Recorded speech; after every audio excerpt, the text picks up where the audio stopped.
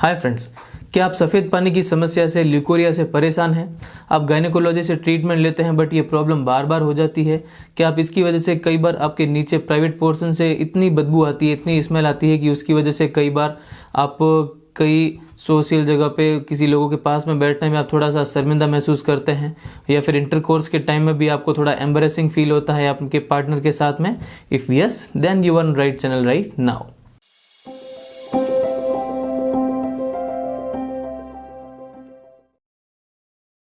Hi friends, it's me Dr. Nitesh, MBBS MD General Medicine. Right now I am pursuing BM Gastroenterology.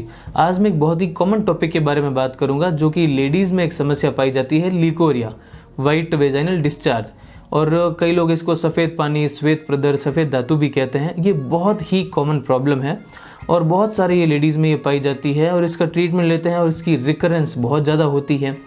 अब ये जो discharge है ये है क्या? ये डिस्चार्ज वेजाइना, योनि और सर्विक्स से निकलने वाला एक लिक्विड है जो नॉर्मली सारी लेडीज़ में ये होता है और ये फिजियोलॉजिकल होता है ताकि आपके वेजाइना में कोई डेड सेल्स या फिर बैक्टीरिया जमा ना हो पाए। अब तो फिर ये फिजियोलॉजिकल कब बोलेंगे इसको? जैसे नॉर्मली भी ऐसी कई कंडीशंस होती है जिसमें इसका अमाउंट बढ़ जाता है बट वो कोई प्रॉब्लमेटिक बात नहीं होती है, कोई चिंता की बात नहीं होती है, उसमें उसकी स्मेल नहीं आती है। जैसे कि प्रेगनेंसी है, मेंस्ट्रुअल फेज से पहले है और या फिर इंटरकोर्स के टाइम में। तो जो फिजियोलॉजिकल जो डिस्चार्ज होता है वेजाइना से वो क्लियर होता है या फिर मिल्की वाइट होता है और उसमें कोई स्मेल नहीं आती है, वो ओडोरलेस होता है। लेकिन अगर इसमें से जब भी या तो बदबू, स्मेल आने लग जाए, या फिर इसका अमाउंट है वो बहुत ज़्यादा बढ़ जाए, या फिर इसका कलर बदल जाए और ये थिक कंसिस्टेंसी का हो जाए, या फिर अगर ये वेजाइना में ईचिंग है, पेन है, बर्निंग सेंसेशन इसके साथ में एसोसिएटेड हो, तो फिर ये पैथोलॉजिकल वाइट डिस्चार्ज बन जाता है। अब पैथोलॉजिकल वाइट डिस्चार्ज के कई कारण होते हैं और पैथोलॉजिकल वाइट डिस्चार्ज को ही आप सफ़ेद पानी की समस्या आप कह सकते हैं। अब ये होता क्यों है? अब ये जनरली होता है इन्फेक्शन की वजह से। आपके वेजाइना में कोई इन्फेक्शन हो जाए, जैसे ईस्ट का इन्फेक्शन अगर हो जाए, या फिर सेक्सुअली ट्रांसमिटेड डिजीजेज जैसे गोनोरिया या फिर क्लेमाइडिया की वजह से कोई बैक्टीरियल इन्फेक्शन अगर हो जाए, तो फिर ये उस वेजाइनल इन्फेक्शन की वजह से जो ये नॉर्मल जो पतला ओडोरलेस बिना कोई स्मेल के जो डिस्चार्ज आ रहा था वो पैथोलॉजिकल बन जाता है, जिसमें बहुत ही खराब स्मेल आती है। इवन लेडीज़ कई बार जब बैठी रहती है तो उनके आसपास वाले फीमेल्स को, आसपास वाले लोगों को भी कई बार वो स्मेल आने लग जाती है अगर प्रॉपर वहाँ पे वेंटिलेशन या फिर हवा नहीं होती है। और इवन इंटरकोर्स के टाइम में भी वो अपोजिट सेक्स के पार्टनर को वो स्मेल वो फील कर सकता है। कई बार वो बहुत बदबूदार स्मेल होती है वो। अब आप सोच रहे होंगे कि ये वेजाइना में इन्फेक्शन हो क्यों गया? देखो, वेजाइना में इन्फेक्शन कई कारणों से हो सकता है।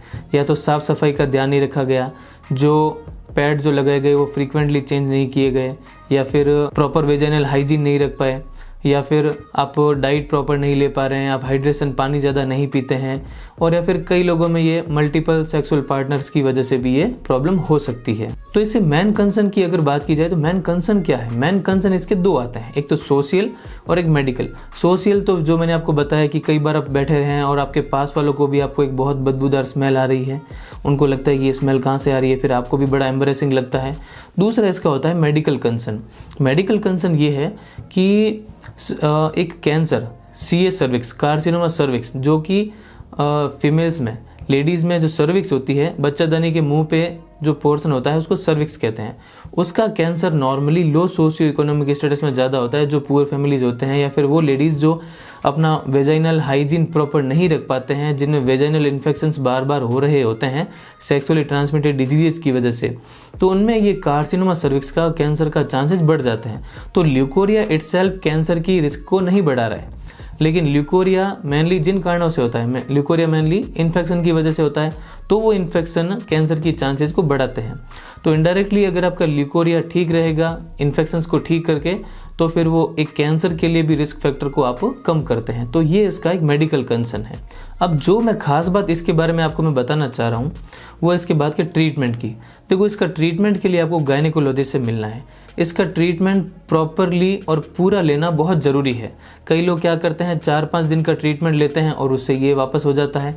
इसके ट्रीटमेंट में एंटीबैक्टीरियल एंड एंटी फंगल दोनों ही मेडिकेशंस इंक्लूड होती है, और इसका प्रॉपर ट्रीटमेंट जो कि 14 to 21 डेज का हो सकता है, वो आपको प्रॉपर और बराबर लेना बहुत ज़रूरी है। अगर आप कम लेंगे तो इसमें ये इन्फेक्शन वापस होने के चांस रहेंगे, आपको सफ़ेद पानी की समस्या वापस होने के चांसेस रहेंगे। अगर आप प्रॉपरली भी ट्रीटमेंट लेते हैं तो भी इसके वापस होने के चांसेस, रिकरेंस के चांसेस वैसे ही बहुत ज़्यादा होते हैं। ट्रीटमेंट आपने लिया, आपको लगता है कि अभी तो मैं कुछ महीने पहले ट्रीटमेंट लेके आई थी, ठीक थी, फिर वापस ये समस्या हो गई, तो इसमें ये हाई रिकरेंस की बड़ी प्रॉब्लम है। अब इस रिकरेंस को, मतलब ये जो बार बार हो रहा है, उसको कैसे ठीक किया जाए? इसके लिए वेजाइना का हाइजीन, आपको प्रॉपर साफ सफाई रखना बहुत ज़रूरी है।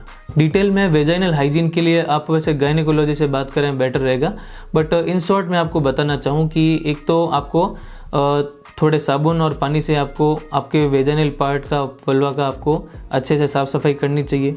दूसरा, आपको कॉटन के अंडरवेयर पहनने चाहिए जो कि टाइट फिटिंग ना हो। टाइट फिटिंग में मॉइस्चर के ट्रैप होके ये फिर कई इन्फेक्शन के बढ़ने के चांसेस बढ़ जाते हैं। और डायरेक्ट आपको वाटर जेट आपको अवॉइड करना चाहिए। और इसके अलावा आपको डाइट आपको प्रॉपर रखनी है, अच्छी रखनी है, आपको प्रोटीन उसमें ज़्यादा रखना है। और दूसरा, आपको पानी आपको ज़्यादा पीना है, आपको वेल हाइड्रेटेड रहना है। इससे वेजाइनल जो सीक्रेशंस होते हैं वो नॉर्मल हेल्दी बने रहते हैं। अब मेरा ये वीडियो बनाने का पर्पज़ ये था कि कई लेडीज़ तो आइडेंटिफाई भी नहीं कर पाते हैं कि इनको ये प्रॉब्लम है। उनको लगता है कि स्मेल आ रही है तो आ रही है, कोई इसका कोई खास कारण नहीं होगा। तो सबसे पहले इन शॉर्ट मैं आपको ये बताना चाह रहा हूँ कि अगर नीचे से बदबूदार स्मेल आती है तो आपको ये पैथोलॉजिकल वाइट डिस्चार्ज, लिकोरिया ये हो सकता है, तो आपको गायनेकोलॉजिस्ट के पास जाना है ताकि ये सोशल एम्ब्रेसमेंट है वो आपकी ये ख़त्म हो जाए, सबसे पहली बात। और दूसरा, आप में CA सर्विक्स के कैंसर होने के चांसेस सिग्निफिकेंटली कम हो जाएं, उसके लिए भी आपको इसको ये ट्रीट करना ज़रूरी है। और थर्ड टिप, अगर आप रिकरेंस से बचना चाहते हैं तो आपको प्रॉपर वेजाइनल हाइजीन रखनी चाहिए, जिसके लिए आप गायनेकोलॉजी से डिटेल में आप बात कर सकते हैं। अगर आपको और कोई इस बारे में कोई डाउट्स हैं तो आप मुझे कमेंट सेक्शन में बता सकते हैं, मैं उनको सिंपल लैंग्वेज में क्लेरिफाई करने की कोशिश करूंगा। एंड चैनल को लाइक कीजिए, शेयर कीजिए, सब्सक्राइब कीजिए ताकि आपके नॉर्मल एंड अदर वन इससे बेनिफिट हो सकें। And thank you.